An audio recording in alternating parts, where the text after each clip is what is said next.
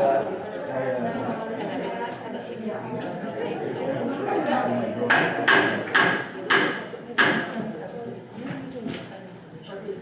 everyone to the May 4th, 2021 special meeting of the Everett Public School Board of Directors. I am now hereby calling this meeting to order. We have one board member who is on Zoom, Director Bird, and we have one, President Mason is enjoying the sun at a different location. Will the secretary please call the roll? President Mason, Vice President Leslie, Present. Director Nichols, Present. Director Mitchell, present. Director Byrd. Present. Thank you very much. Our first item of business is adoption of the agenda. Dr. Salzman, would you introduce the agenda for us today? Yes, thank you, Madam Vice Chair, and to our board directors and to the public this evening. The board will hear a presentation from the Equity and Access Council and have an opportunity to discuss next steps with council members. If all directors are in agreement, the agenda will be approved as presented by general consent. Thank you very much. This is one of the meetings that I enjoy so much having, and I love to hear from our school assistants and from our community and from our students that are involved in this presentation. I believe Dr. Lancaster will be coming to the podium. Well, thank you very much. We are absolutely delighted to be here tonight with you and share some of the work that the Equity and Access Advisory Council has been overseeing. Our Equity and Access Advisory Council has 27 members on it, and we have a few members here as well as a few ad hoc members as well. And usually we like to bring the whole crew, but for social distancing, we did not today.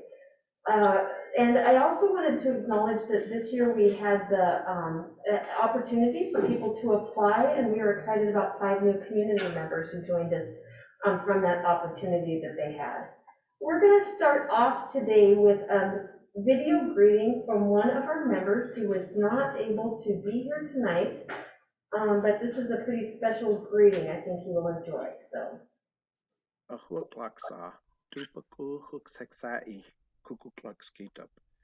Hi, my name is Wilson Arnold. I'm a teacher here at Gateway Middle School in the South End. I'm also a member of the Macaw tribe, and I have been a member of the EAAC for many years now. I want to apologize for not being there in person.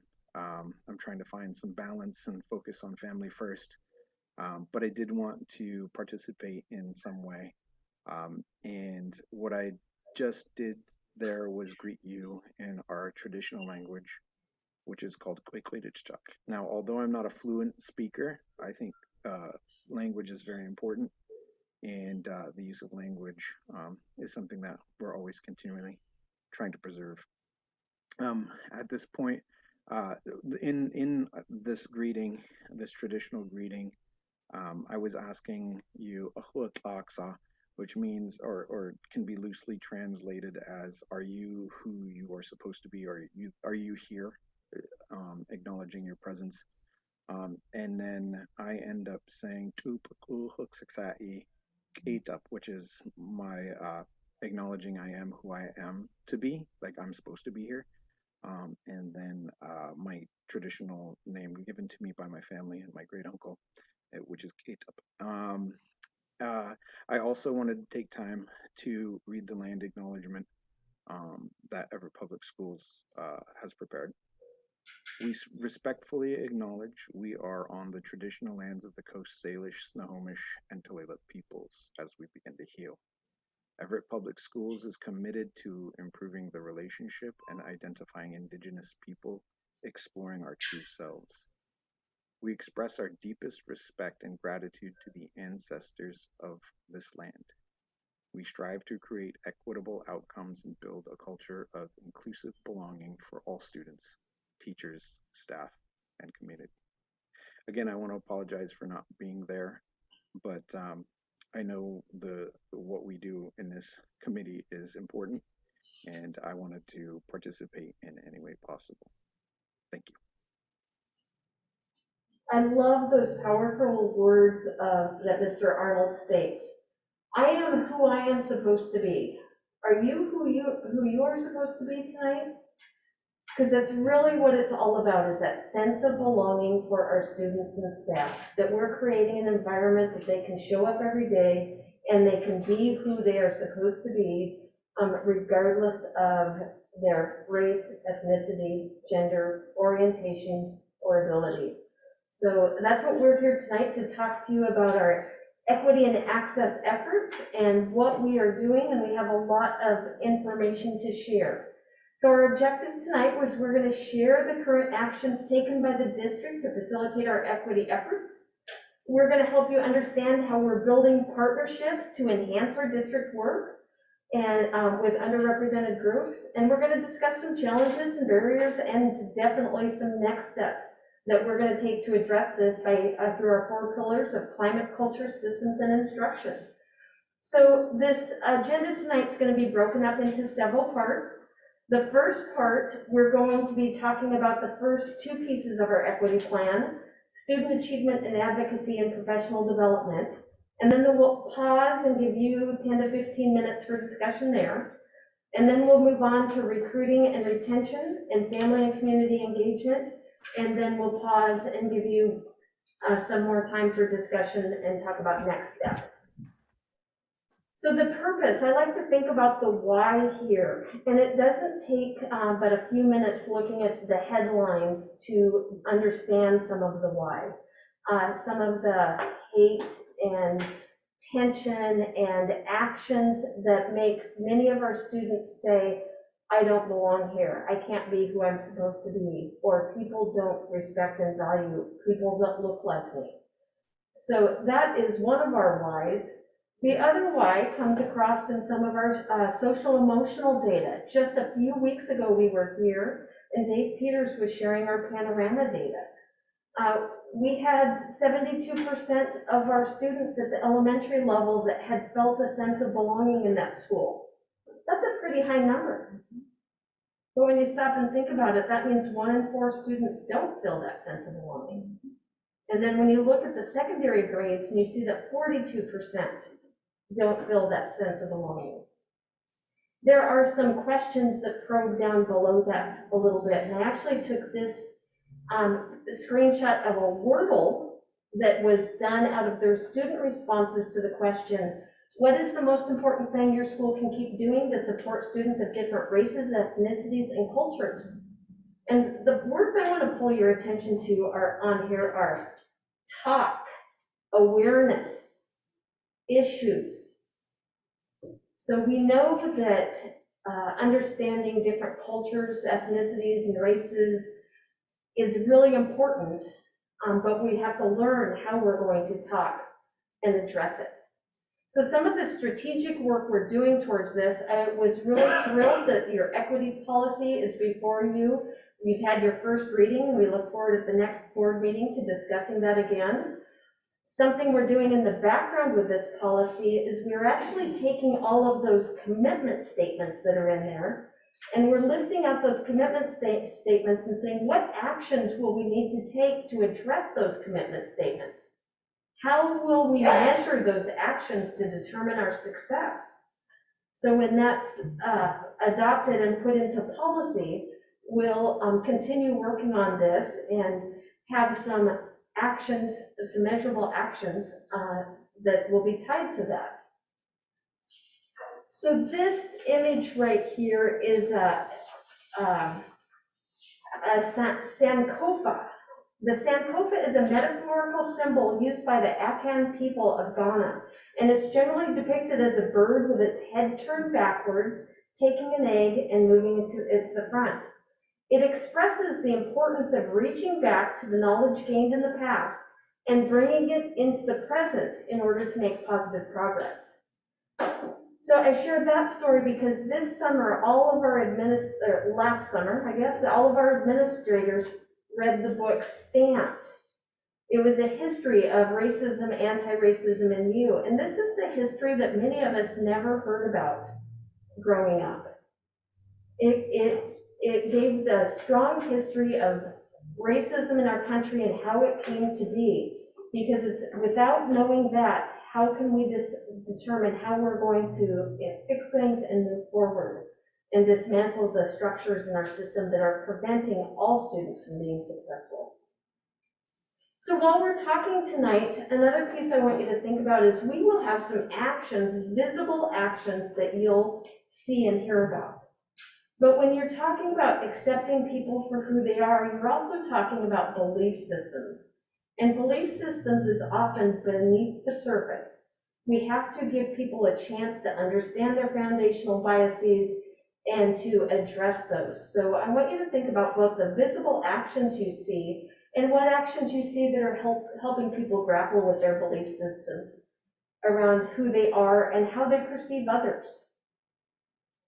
So as I mentioned earlier, our equity and access work plan is broken up into 4 sections: community and family engagement, student achievement and advocacy, recruitment and retention, and professional development. You will not hear about all of our actions tonight. We're going to give you some highlights and some deep dives into some things to give you an understanding of what we have going on. So the first person I'd like to call up is Dr. Monica Meadows, and she has been working with Kathy Woods and Kelly Spears in our district to develop an ethnic studies course, and this is super exciting. Dr. Meadows has been with us for 4 years. She received her doctorate, her PhD from UW in history, and has taught history courses at the high school level and the collegiate level. And she's going to share with you all about our ethnic studies course that will be available to students next fall. Hello, thank you for having me today. This year is largely in response to the Black Student Union at Everett High School and their requests. I was at some of those meetings.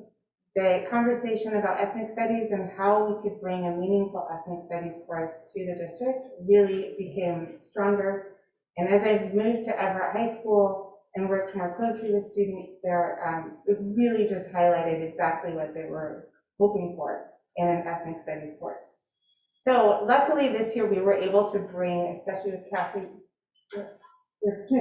Kathy Woods, we've been able to put together a really strong ethnic studies program. Now our ethnic studies program is geared towards the large ethnic groups in our district. So we are one of the only districts that covers the Marshall Islands, people from the Pacific Islands in general, which makes us pretty unique in this. Also, so our partnership also includes going with the Everett Community College. So we're able to offer next year a 10-credit course that carries 10 credits. It's a full year course.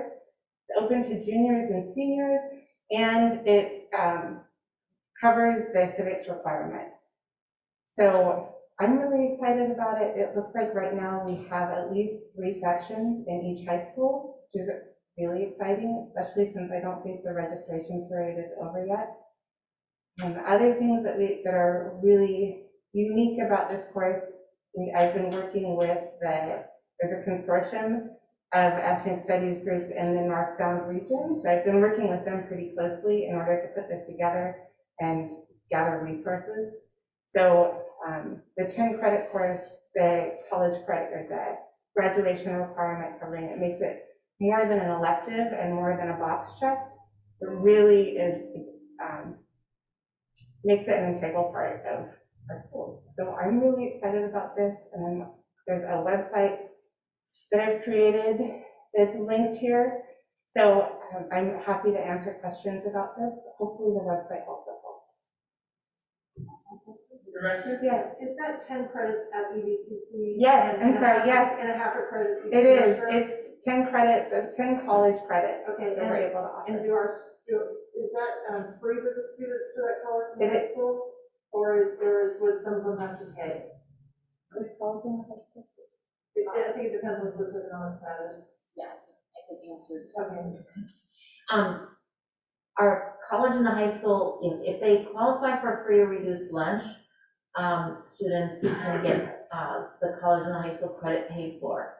You might also remember approving a grant that we wrote earlier in the year so that we have additional funds that we can, for anybody who has, for whom that cost is going to be a burden, we can cover that cost. Okay. So we will make sure that anybody who needs that and wants that, will have that. Okay, but if a student could still take it for the Harvard credit each semester for high school credit. Yes, they can still take it for half credit. Okay, thank you. So you mentioned, one other question I have, you mentioned it will be at each high school, 3 sections, and how large are the sections? I'm not sure yet. I haven't seen the final numbers. I know that I think that there's a 25 students have to enroll in order to fill a section and then to add another one. So that means that the demand, there's a large demand, and I'm thrilled. Are there more questions? Yeah, I'm just I'm gonna ask that somebody told us that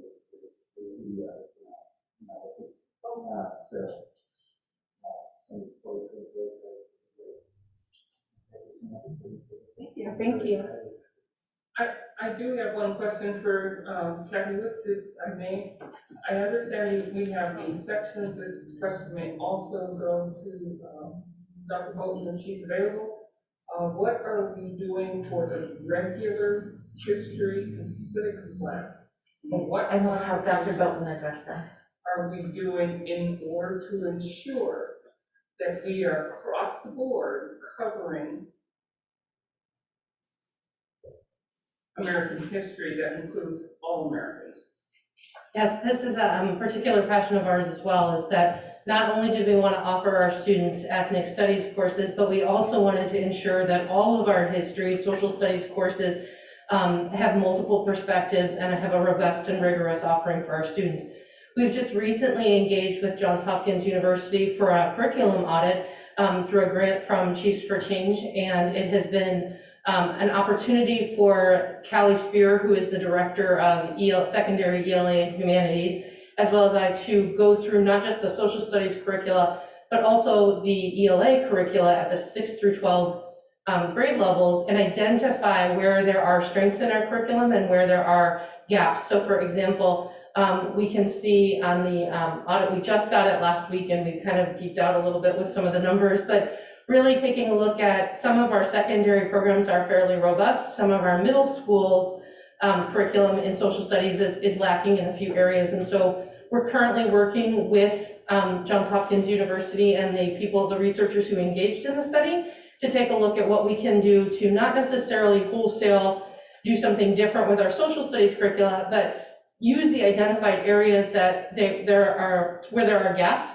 and continue to look at either supplemental or grade level curricula that will help to round out those multiple perspectives and bringing in primary and secondary sources to our students so that they have a really solid curriculum. It's been a great opportunity to really evaluate what needs to be shored up and what is actually going well. And then we can start talking about and how our history teachers engaging students in that work as well. We have a question from Director Bird. She's online. Director Bird, would you like to answer your question? Yeah, thank you, Director Lissand.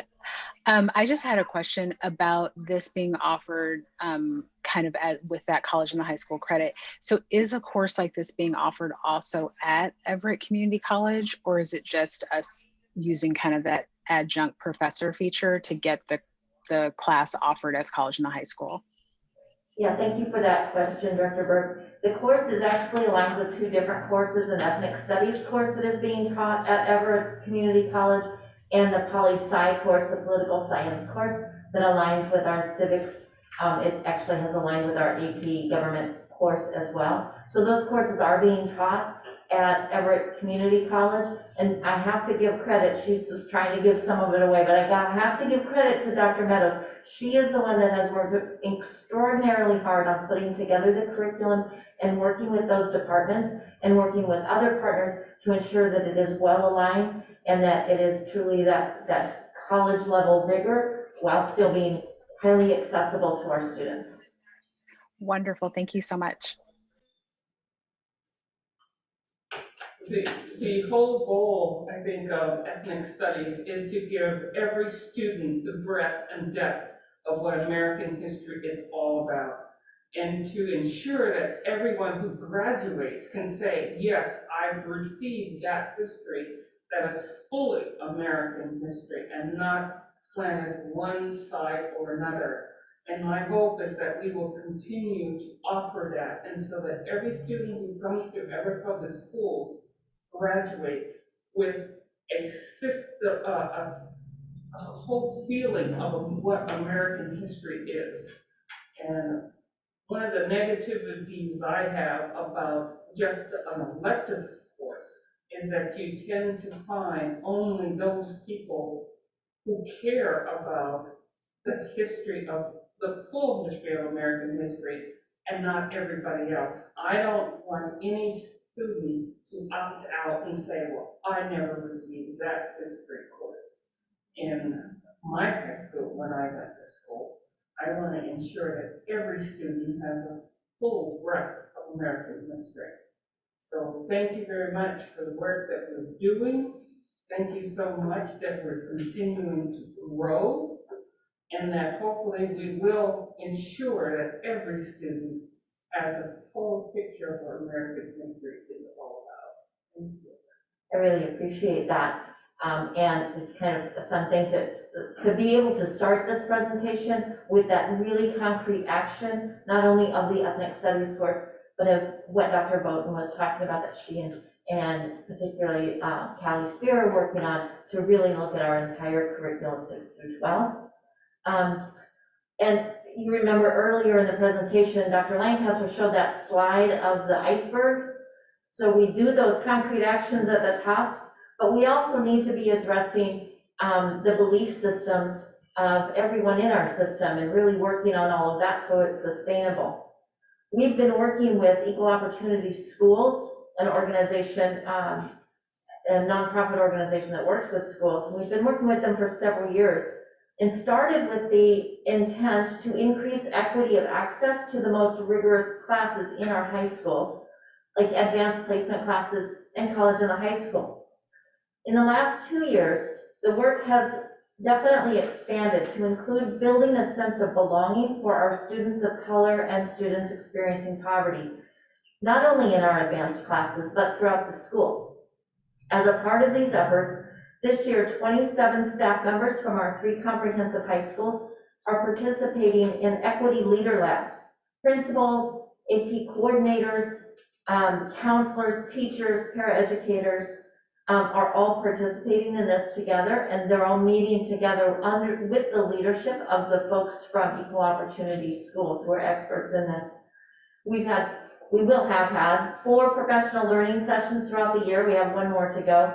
And the staff in these equity leader groups are meeting between sessions to engage in action planning at the school level, and that work is led by the principals and assistant principals. We have 1 more session in May, and that is to plan the next year's school activities to continue to build and sustain equity. The purpose of the labs is to develop adaptive leaders who will take research-based, practitioner-vetted equity strategies to their schools to develop policies, practices, and mindsets that supports experiences of belonging for students of color and those experiencing poverty. And really it's so that all our students can be who they are supposed to be in our schools, in the classrooms, and in their community.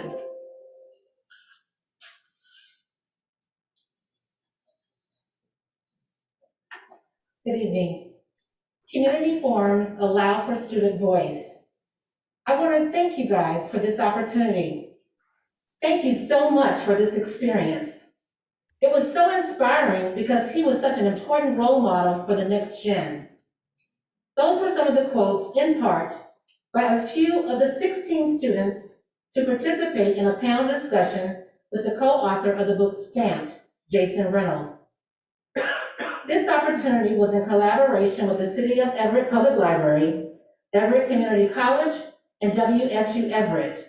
Student voice will be impactful as we continue our equity journey. The district's effort towards diversity, equity, and inclusion continued with a clear vision and roadmap to strengthen practices for equitable outcomes for students and inclusive belonging for all. Bill De La Cruz, who has an extensive background in working with individuals, districts, and groups through the process of personal transformation and organizational change, was recognized as a partner in Everett Public Schools. The equity progression continues to grow with professional learning, professional development, and awareness around foundational biases, conflict transformation strategies, and coaching that fosters the relational leadership for sustainable personal results. The district led to a more diverse, equitable, and inclusive culture in Everett Public Schools. All of our schools will have either completed or in progress or scheduled for the foundational bias training as of August 21. Let's please welcome Bill De La Cruz. Good evening. Can you all hear me? Yes? I hope so. Okay. Yes, we can We hear need you. to see you. Great. Bill. Just Thank give me a you. minute. Okay. Oh, great. Now I can see you as well. President Mason and directors, thank you so much for the honor of being here with you this evening. I can't see our slide deck, but I'm just going to progress and tell you just a little bit of myself as a former school board member. I think this is the most important work that we are doing, and I'm really honored to be with the district on this journey. And so could we go back to sharing the screen so I can see the slide deck? Yes, I wanted them to see you too, Bill. so- Thank you. Hi, everybody. Just as they're doing that, I just want to let you know, as a former school board member, this is important work. And for 10 years, I directed the equity and inclusion work with Denver Public Schools. And so I'm taking a lot of those lessons into my work with Everett.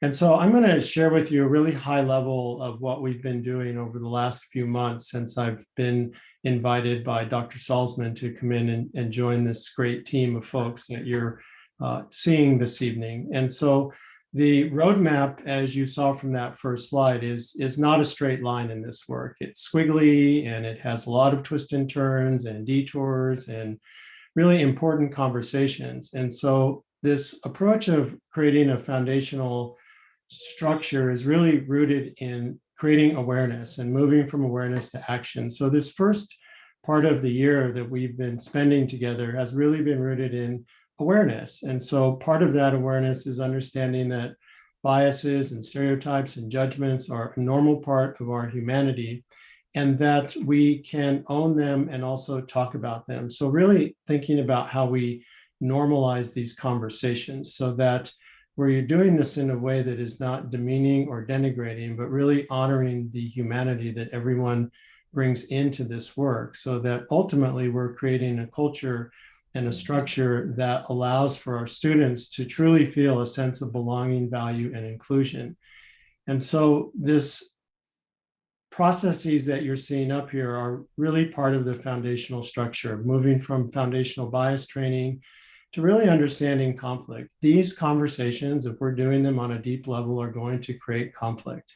And so the idea of this approach is really creating strategies and processes about how we move through conflict, how we use conflict as a tool to learn to get to know each other, to understand that everyone is in a different place in this work, and to use the energy of conflict in a way that allows for deeper learning and really be inquisitive about why people are being emotionally charged versus using that as a problem that they have because they have become emotionally engaged.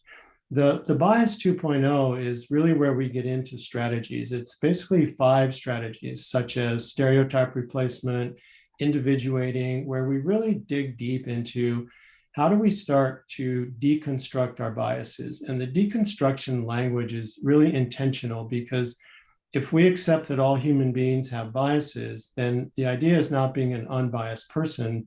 The question that we work with when we are deconstructing biases is, do my biases inhibit or enhance my ability to be in authentic relationship? An authentic relationship is defined as getting to know you for who you are versus the stories that I'm making up about you. And so in this particular module, we dive deep into some strategies about how do we become more aware of not only our biases and judgments and stereotypes, but really looking at the impact that they have when we're treating people in an inauthentic way, and really working with the adult culture, because the premise is that the adults set the culture that our students walk into. And so how do we equip our adults to really be able to understand the structure of bias, the way that they're created, the origination point, and then be able to then deconstruct them, and really from a point of understanding and healing. So the deconstruction process is more than just being aware and talking about it. It's really understanding, how did this bias or this judgment or this stereotype that I have, how did it start? And what are some of the narratives that are part of my behaviors? And so the narrative part of this work is really important, because our mind will always overrule our behaviors. So when we're talking about mindset, we're not talking about demeaning people's mindsets. We're talking about creating a really heightened sense of self-awareness, so that people start to connect the behaviors that they have with the ways that they think. Because if the premise is that our narratives or our thinking drive our behavior, then we have to impact people's thinking. And so that's a big part of this approach. And then microaggressions is just another training. We have some other development work that comes in after this foundational piece. And microaggressions is looking at those daily actions, words, things that happen that may seem really small, that, as many of you know, add up to a very strong sense of exclusion and a lack of belonging for most of us when they're repeated over and over again. And the coaching piece is just really being available for folks to ask questions, to talk about challenging conversations that they might be having, and really supporting them in having a dialogue that doesn't demean or denigrate or push someone out of the conversation, because this work is long-term. And so we really want to make sure that what we're doing is engaging. So some of the elements that we're really working on are consistent messaging. So we started this work with Dr. Salzman and his cabinet, and we spent 2 days together doing all 3 of these foundational modules. And then we stepped into strategic planning. And so the messaging is consistent throughout the district, from the top levels of leadership all the way through to our operations folks, our transportation, our SROs, our food service folks. And so really looking at this from a cross-network and cross-functional perspective. We have worked in every network in the district and have been in 25 of the schools, worked with over 1,000 teachers, including about 100 or so paras. We've done some of this work with all of the administration team across the district, and have begun to move into working in departments now with A&S, with Dr. Scott, and human resources, and the curriculum, finance, transportation. Last week, I worked with a group of the security officers. So really looking at this from the perspective of not just the academics, also all of our support networks who impact our students' learning experience. And then we're really looking at strategic planning. How do we plan strategically for inclusion? Inclusion is the systems that we operate in. So really taking that foundational work and then driving it deeper into the inclusion piece, where we start to look at policies, practices, doing equity audits, assessing programs for their outcomes, and really looking at the intent versus the impact. A lot of times when things happen, people do not intend for them to affect other people in the way that they do. And yet what we talk about is, even if that was not my intention, I have to really look at the impact that it's had on a colleague, on a family member, on a student, and then begin to balance that out and talk about what happened and how it happened without making excuses or without justifying or without making the other person wrong.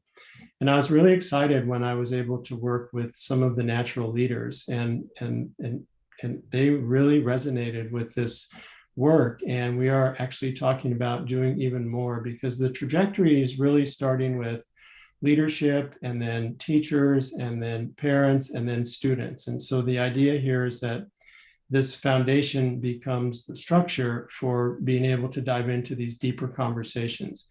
And sustainability is really important to us. And so the way that we build sustainability and capacity is through a trainer model. We have created some structures where we will begin this year to look around the district to see folks who really have an interest in this and put them into a process where they can actually facilitate this work, because for it to really impact the district long term, we need to create a sustainable structure. And so that's the way that we're going to do that. Next slide, please. So part of this is building teams. The district equity leadership team is a really great, engaged group of folks who have been meeting before I even came into the picture. And we are continuing to meet, and it's representative of a variety of departments within the district.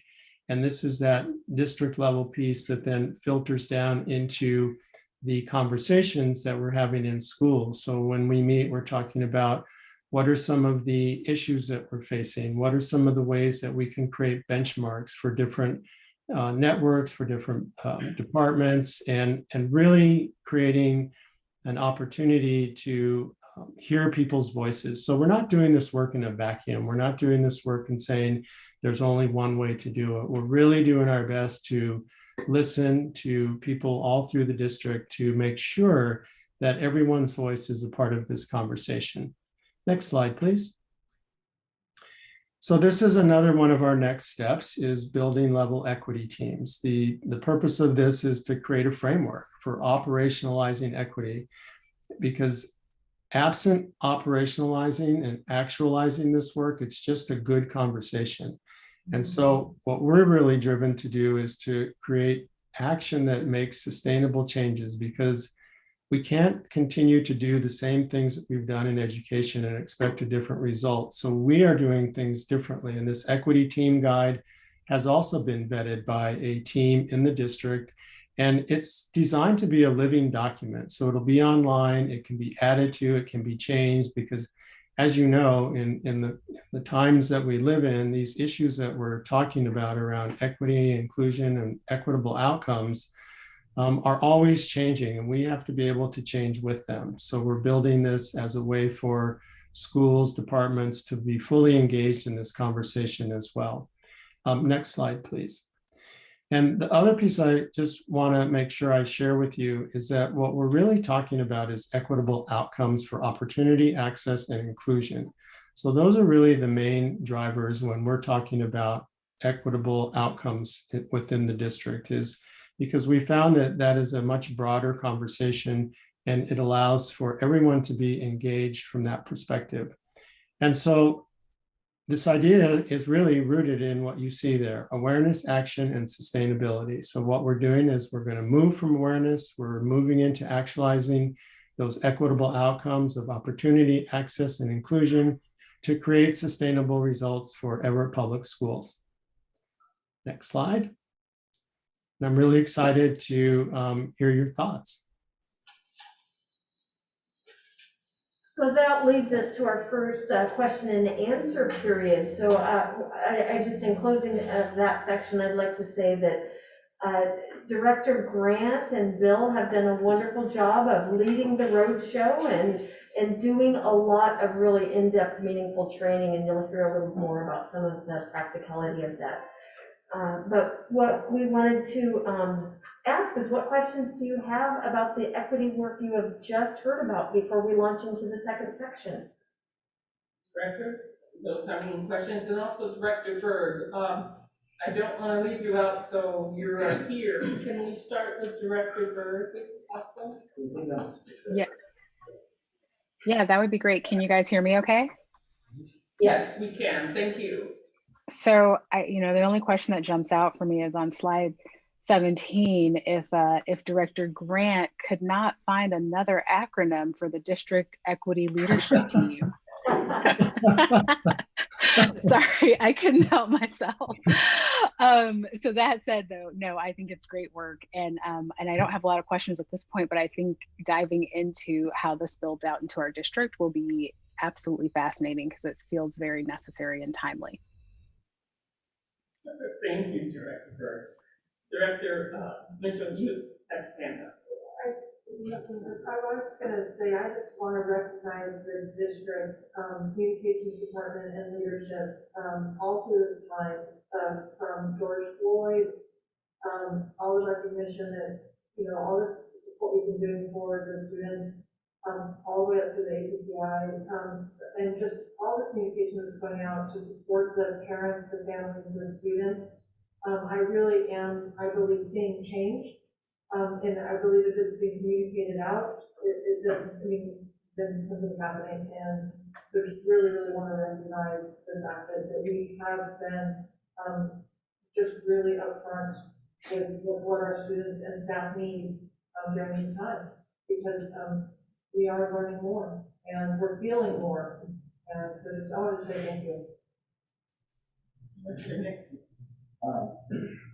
For me personally, it's always been these types of situations that I listen to through kind of experiences that are brought forth by family members, by people that work here. And I can't tell you how much I do appreciate all of the details of that.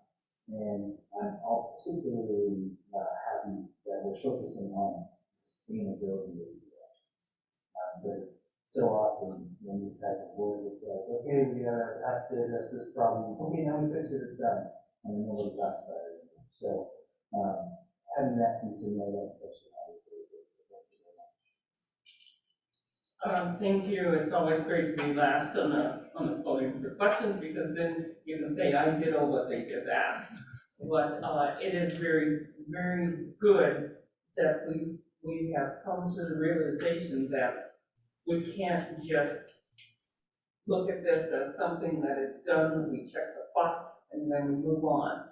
Because this is something in which we have to constantly be aware of, constantly check ourselves to find out, are we meeting the needs of every child here, and are we becoming welcoming and inclusive? And glad that we looked at that. And Mr. Cruz, I am so glad that you mentioned this will just become lip service if we don't actually have outcomes and we don't actualize this. I am so glad that you started this process with us. And I am very hopeful that we will see a change, because this is not the first time such an undertaking has taken place, not here, but throughout our world. And we constantly have to come back to it and come back to it again. So yes, we can't check the box and say we're done with it. We have to continually focus on this so that we are aware that every child is included and there is inclusion everywhere, and that we realize our biases, because we all have them. Each one of us have biases, And it's not just because I don't particularly care for Filipinos. I do like other things, but we each have our biases. Thank you. President Mason, just thank you for those comments. And I think I have to also acknowledge the leadership in the district, from Dr. Salzman to Joy Grant, the Director of Equity and Access, Dr. Lancaster. I could name everyone that you see in that room, because we're not doing this work in a vacuum. They're very committed to this work, and they have been since day one. And we've had some really tough conversations in our small groups. And I would really extend an invitation to you and your fellow directors that anytime you would like to join us or be a part of any of these conversations, you're more than welcome to, because if we're going to be inclusive, it means that we have to include everyone. And I think that that includes you as well. So thank you again for inviting me in this evening. Very much so, very much so. Please invite us, please. Okay. Be engaged. Thank Great. you. Just to clarify that, Vice President was saying not direct, President. And my only other comment was, I like the name Delta, it's my neighborhood, I'm also good, So we're ready to launch into the second section. Thank you so much for those comments. So Director Grant and Bill led some more work that lent itself to our family and community engagement. So she'll share that next. The family and community engagement are very important components. Family engagement is a partnership between schools and families built on mutual respect, shared goals, and responsibility. Diverse families from our Natural Leaders Program and the Parent Teacher Student Association, also known as the PTSA, attended a Saturday session with Bill de la Cruz to understand foundational biases and how those impact the organizations. At this time, I would like to call to the front our family and community partners. Today we have Jen Herman, who is the Everett PTSA Council President. We have Mr. Craig Willis, the incoming president of the PTA, Deanna Martin, Family and Community Engagement Consultant, and Manish Iqbal, the Family and Community Engagement Chair with Everett PTSA Council 7.3. They will share their experiences with us.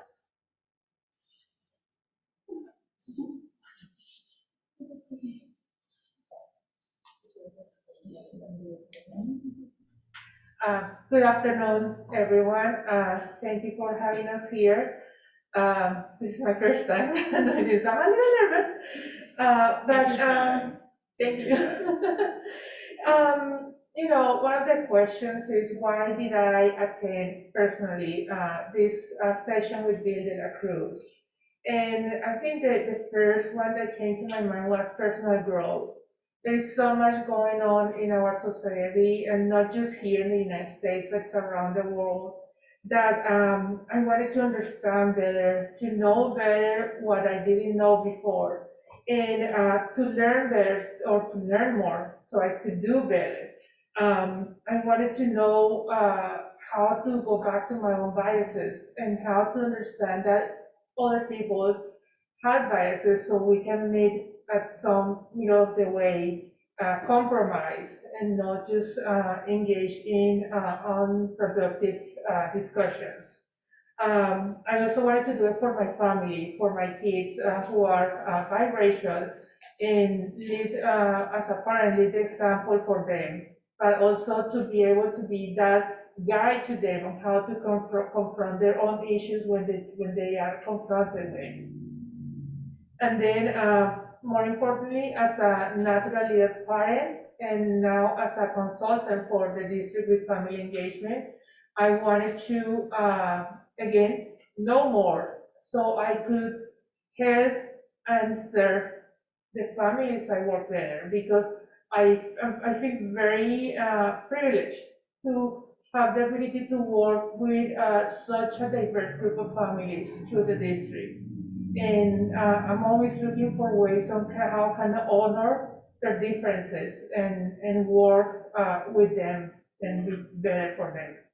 Thank you. Thank you. I'd like to say a few words, and first off, thank you, Board of Directors and everyone in attendance and listening to this. I'm Craig Willis, and I'll speak to what this session was actually like. This session was great, by the way. Bill was fantastic. I want to say that right up front. So he started by explaining how the discussion went with bias, as far as the first step to identifying bias is actually figuring out the why. What's the reason for the bias, and what's the origination point for it? And then there was an emphasis on the importance of sharing that with other people, that you have this certain perspective and a reason for it, and you open that line of communication. During the session, we also went into breakout rooms several times. for me, one of the most impactful ones was when we were listening to personal experiences of specific biases that each individual might have, and then trying to determine where that origination point was for that particular bias. And then the latter half of the session was based on the fact that we're a multicultural society, and it's really important for us to learn from each other. And as part of that, we need to really accelerate and increase our engagement and our friendships with other communities, because that way you'll learn from their cultures, their own biases and perspectives. You'll start having those respectful conversations with each other, really learning from each other. And you develop not only the friendships, but the trust. And what we really came out of that session is how much value there is in diversity and inclusion. And that's something that really, I hope more people get to experience. Thank you, and I'll pass it to Jen now. Thanks, Rick. Hi, my name is Jen Herman, and I'm president of the Everett PTSA Council. And regarding the January workshop, actually, I appreciate what you guys are saying, that it's really about how to not do a one-time event. And so what I'm speaking on today is just one of the outcomes of that from January. Several of us, the leaders and natural leaders, and the leaders at PTSA Council, Beanish, who's going to be speaking, is a family and community engagement chair for us at council, and we had been already connecting a few times. When we used this January session, we're so excited afterwards because of all the things you've already heard about, that we decided, we got together and with joy decided that we wanted to dig deeper and continue that discussion. So we decided that we would order the origination point book and use that as a book discussion.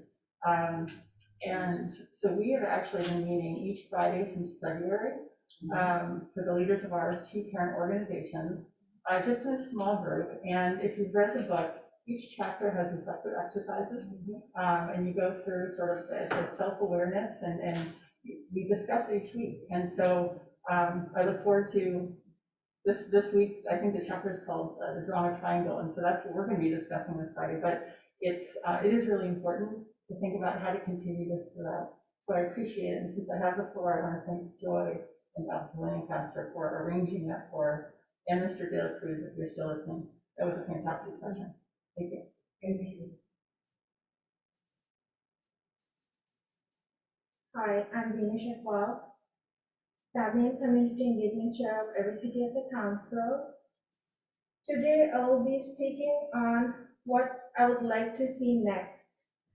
So, this foundational bias training equips us with action-oriented strategies, and we need to see more sessions like this in the near future. This training was a successful component of diversity and inclusion efforts. We want this training to be a foundation of other professional trainings, where it supports current employees of the district, parents, and to the people who want to become a part of the school system. Ultimately, it is a commitment to consistently evaluate and innovate organizational processes. In my opinion, this training will have the most sustained impact on the diversity and inclusion efforts. Thank you for having me here today. Thank you. Thank you. Don't leave, I want to say something, because I definitely thank you all for your partnership and leadership. And I also want to say for Banish and Jen, they are leading and creating a segment on videos, what every parent needs to know, and that's coming soon, and in partnership with our communication departments as well. So thank you all again for sharing your thoughts. Our community partnerships continue. This year, we were able to partner with 2 events, the Greater Everett Martin Luther King Community and the NAACP's Snohomish County Black Heritage Committee, celebrating the life and legacy of Reverend Dr. Martin Luther King Jr. The Greater Everett Martin Luther King Committee Theme was moving our community forward, crawl, walk, run, soar. This virtual event highlighted a few of our talented students expressing their keen awareness of Dr. King's message. The second partnership was with the NAACP, the Committee of Snohomish County Black Heritage. Many of our students were recognized for earning an award in the 20th annual NAACP Prodigies for Peace contest. This writing contest helps students draw connections between the people and events that shaped the civil rights movement and the social issues that influence their lives today. This was possible from the support of our teachers and parents. The Equity and Access webpage creates an opportunity to showcase and communicate culturally responsive information that is timely, current, and relevant. In addition, it offers quick links to our resolutions and equity plan.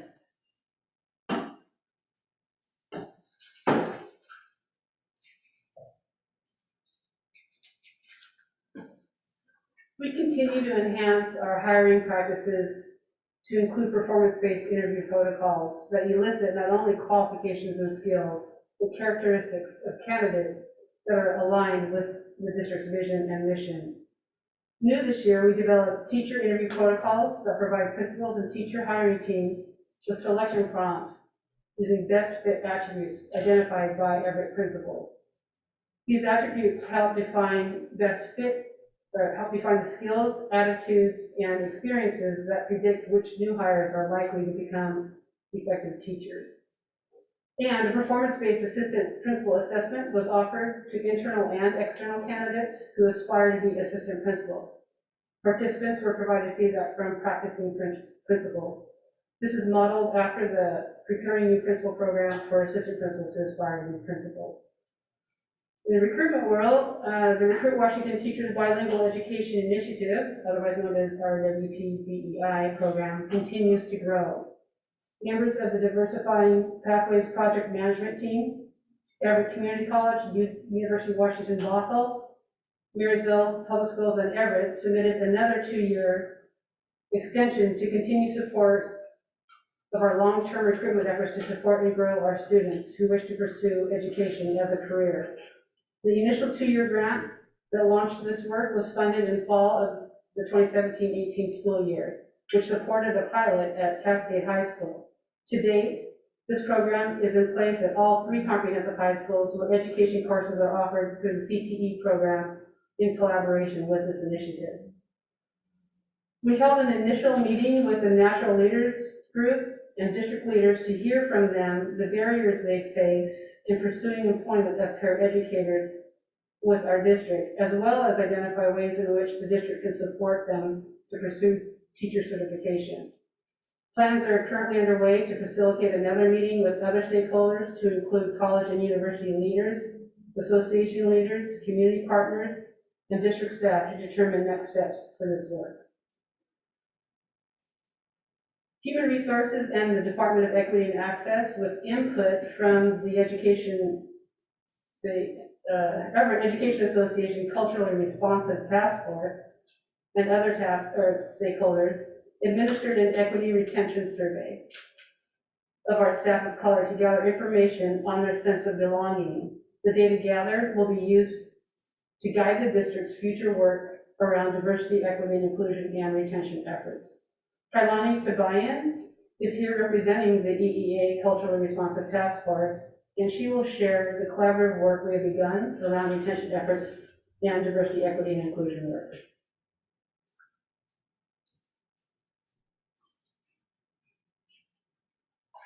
Good evening. I always have to gauge how short I am and how close to the mic I have to get to add some humor to the night. Good evening. I hold multiple hats. I am actually a second grade teacher in the Everett Public Schools at Penny Creek Elementary, as well as had an honor to chair Everett Education Association's Cultural Competency Task Force, which is something I took over a couple years ago. In collaboration, we did in summer of 2020 in August, we conducted our own equity survey to kind of see and find the lay of the land of our members in the work that will guide our work as well. And what we discovered was, in our equity survey and the vision of the Equity Access Department and HR Department, our visions align. And the next steps that both our members and our survey, the results showed. So this is just one way that our efforts can align and how we can bridge the partnership between the union as well as the district's vision in terms of equity and access, but also how important it is to hold one another accountable when it comes to diversity, equity, and inclusion. So my presence here is just to show the great work that we both are doing on both ends and how we are now collaboratively working with one another to stand beside one another in our efforts, because we know, based on the survey data, it needs to happen. Change needs to happen, and it's what our members and our staff and our students want, especially in the climate in which we face, as well as holding one another accountable so that our next steps have measurable outcomes, but we stand aside one another to do so. So we were very honored to work on the survey and to actually help develop it based on the feedback we got from our equity survey to help fuel the efforts in the district's ends to continue our work together. So that is my piece, and a pleasure to speak in front of you today.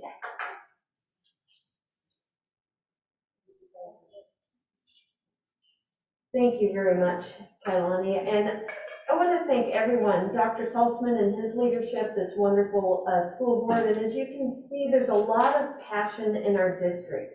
And we have it from our administrative staff, from our teaching staff, our classified support staff as well. And we have it in our parent groups that want to be a part and come together for this. And I will tell you, you've heard about a lot of great projects here. But there's not a person that spoke tonight that when they disagree or think we should be doing something else, doesn't call up and say, hey, you need to do this. And that's why Bill's conflict transformation work is so powerful for us. But it helps us kind of move forward together.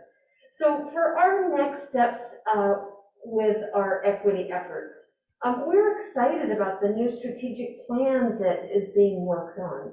And we're going to have to align our equity outcomes identified in that strategic plan into the 21-22 equity plan. And the fact that equity plays such a prominent role in that strategic plan is pretty exciting. We also need to incorporate those equity policy outcomes that I showed you earlier. That equity policy is going to be a big driver for our future equity plan. And so that's new for us, and it's really, really exciting. Lots of hard work, but it's going to be the right work. And then determine how we're going to develop and monitor the measurable outcomes since we have those foundational pieces put in place. And we are going to continue to strengthen, refine, and work that plan. So there's still a lot of work to be done, but I feel really excited about what we are doing. And then I'm going to turn it over for questions, but I also want to mention one thing. We also have partnership with the Parent Leadership Training Institute through Everett Community College, and Addie Simmons, who does that work, is the one that's also helping with the video, so I wanted to give a shout out to her. And we have a couple of the people who spoke tonight that are graduates of that program. So again, we continue developing our own, whether it's our parents or our staff, because it helps us make a better community so that our students can show up and be who they're supposed to be with us. So that includes our formal presentation, and we're going to open it up to any other questions or comments you may have. Yes, do you mind if we start with Director Berg? Director Berg, you're online. I don't want to leave you out, so that's... No, it's fine. And thank you for asking me first. And I just kind of first want to echo what Dr. Lancaster said. A big shout out to Addie Simmons and the work that she does there with the Washington engagement for families, because I think now during this public health crisis, we've realized how important it is to engage families in a meaningful way and where they are in the community, either as natural leaders or in other forms. And I think the equity work dovetails nicely into the work that has already begun, has already started through programs like the one that Addie leads. So I just can't speak highly enough of her program and the work she does with our parents.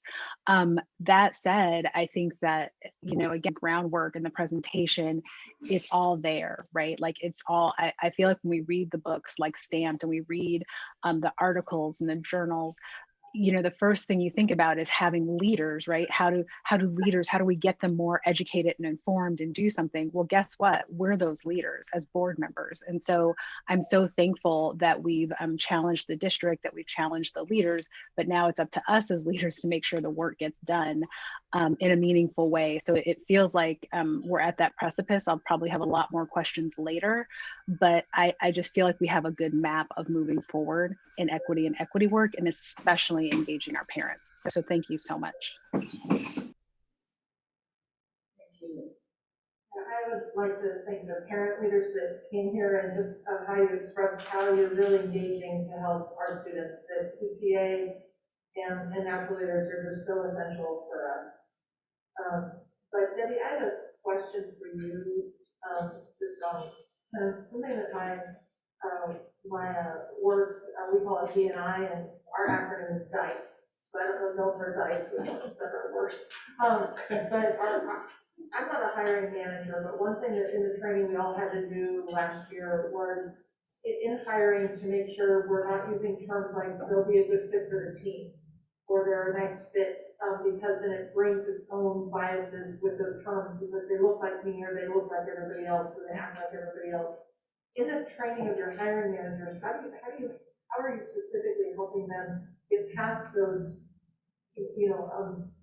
intrinsic biases of I want teachers that look like our teachers.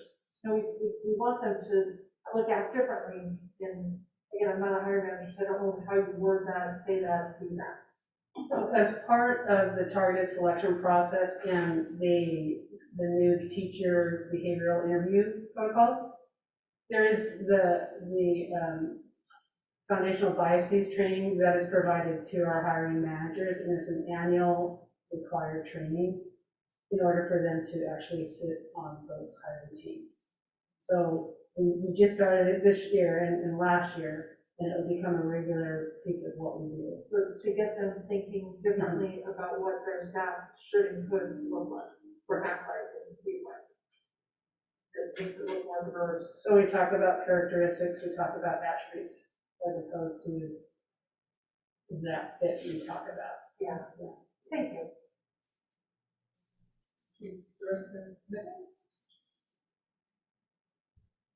I do want to thank all the family members of my USA Council. It's always good to every week. Feel free to come anytime. I was going back to, I mentioned kind of all over the place, and so I was going back to Dr. Meadows' course that she put together. And was just kind of curious as to the structure. I know you have a section on kind of each subgroup within it. How long are those sections lasting? Is there a specific period of history within that they're covering, or kind of just like a broad, these are the broad strokes of how this one community can be in our community? Excellent question, thank you. I worked with Everett Community College and the heads of the department heads there, so American Ethnic Studies and Political Science, in order to make sure that we were aligning with their American Ethnic Studies course, and then also with the University of Washington's course.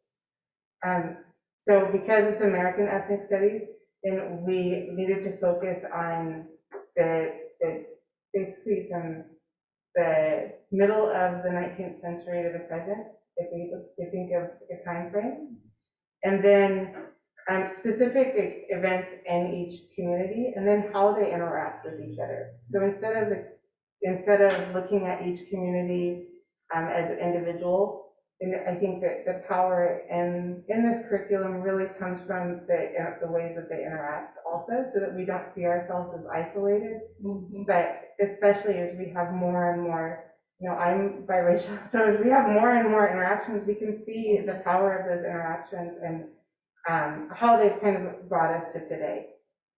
So it's approximately 3 weeks right now. Well, see, as a teacher, this has been a really challenging year. So it's not a finished document. And then the next step, and hopefully as the school year winds down, then the next step, in my opinion, would be to go to each of those communities and see what's missing. The Edmond School District does a really good job of this, of going and getting feedback from the communities in order to fill in gaps, because my perception as a historian with a PhD in history from UW, I have a perspective that might not be appropriate in other people's perspectives. So the next step is to reach out to those communities and make sure that the course is representative in a way that they want it to be representative. I appreciate that. Thank you. I too want to thank everyone who came today to provide your perspective, as well as to be a part of this partnership that we so highly need. And thank you so very much. And I do want to say also for the hiring practice, and I'm not going to call it, I'll just say recruitment and retention instead. I think it's important that we have a survey, we find out what our teachers are saying, and thank you so much for being a part of that and presenting that, because it's important, because our biggest resources here, our most important resource is our teachers. They're the ones who deliver that education to our students, and without them, we can't have a school district. It's important that we have them, and they're our biggest resource. And how they feel, do they feel welcoming as well? And how they are engaged is important, because they represent the district to the students, and their feeling comes across to the student, to every student. Because I can truly say I've had teachers when I grew up in high school and in junior high that I could tell the ones who did not feel like they belonged. And therefore, it also, would affect the students as well. Thank you. Appreciate that. Appreciate the effort. This is great. Thank you so much, Joy. Ms. Frank, thank you very much for what you've done and presented this. Thank you so much. You're welcome. Thank you. And thank you to Debbie Coder. Thank you so much for the work that you do on recruitment.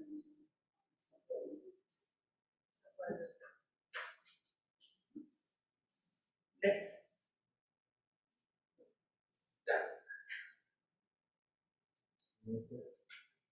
So are there any other questions? Because our presentation is concluded. Director Berg, do you have any other questions that you said you might want to come back to questions? Yeah, no, thank you. I think everything got answered. I think just to echo the retention and recruitment piece for our teachers of color, but I think that's going to be a bigger discussion later once we see this year's recruitment numbers and retention levels. Very true. Very true. Thank you so much. Dr. Lancaster, may I share one more thought? Yes, sir. Please. Director Lassane, I just want to apologize for calling you the wrong name. So that's that intent and impact. I didn't intend to do that, but I found out that I did. So everyone knows names are really important to me. So I just want to apologize to you, because I also know that it's important to model all the things I ask everyone else to do. So I just want to apologize to you for not calling you your correct name. And I probably didn't even say it correctly, but I just wanted to say that. So thank you. No, I appreciate you. Thank you so very much. And it's possible that, you can't see the big picture here on the dais. Plus we have masks, so our faces are covered. Well, and, thank you. President Mason would be here. Okay, well, thank you for understanding. Thank you. I appreciate that. Is there anything else? Dr. Saltzman, would you like the floor to say anything? Yes, thank you, Vice Chair, to the board. And first of all, thank you, Bill De La Cruz, this evening for joining us, Dr. Lancaster, Joy, and the entire team, and to the teachers that came tonight. Could you just please stand up so we give you a round of applause?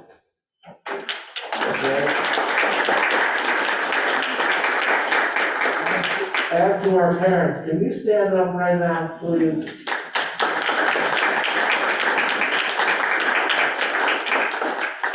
We want to thank you, any students that are here tonight, thank you for coming to this. We really do appreciate it. I know you're probably a little busy doing things, but to be here, we honor you and thank you. Okay, I see you out there. Okay, thank you. But I just want to say to the teachers and to the community and to the parents, we've come a long way with this work, but we've got a long way to go. Okay, we started the process. And we heard our community, we heard our teachers, and we know we have a long way to go with this, but we're just gonna keep chipping at it till we get it right for our children. And again, I want to thank the board for all the support, because they also let us bring Bill De La Cruz here, and we appreciate your support for that, so thank you so much. Thank you very much.